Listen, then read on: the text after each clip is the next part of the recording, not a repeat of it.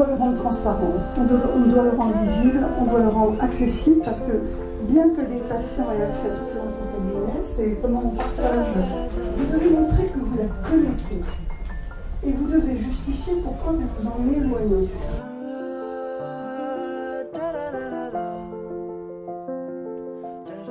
L'AHS peut contribuer à une meilleure lisibilité du système administratif français en affichant très clairement quelles sont ses missions et le service qu'elle rend aux différents acteurs.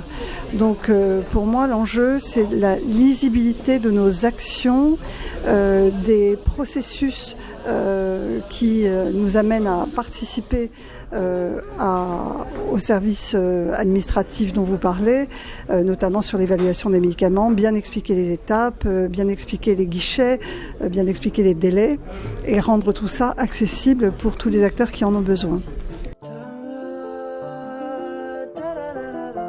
Alors, on parle souvent du millefeuille administratif. En fait, c'est pas un millefeuille, c'est-à-dire que ce ne sont pas des couches successives, c'est plus souvent un éparpillement des missions au sein de différents acteurs. Donc, il convient effectivement de rendre très lisible le qui fait quoi.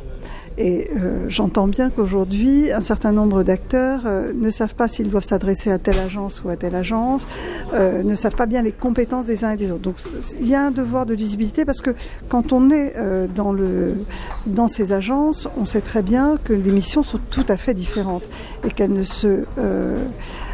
s'overlappent pas, elles se complètent les unes des autres. Alors après, il y a la question de la simplification administrative. Là, je crois que c'est un enjeu de tout le monde, à la fois des administrations, à la fois des agences, à la fois de la HAS.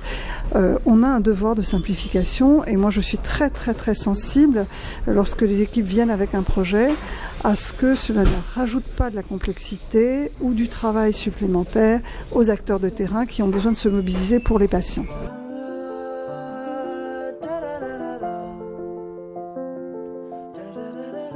Le revoir, je ne crois pas, parce que tous les pays ont un système d'évaluation médicale et scientifique, en tous les cas tous les gros pays industrialisés. Par contre, le faire évoluer pour répondre aux enjeux, aux contraintes et aux défis de demain, certainement.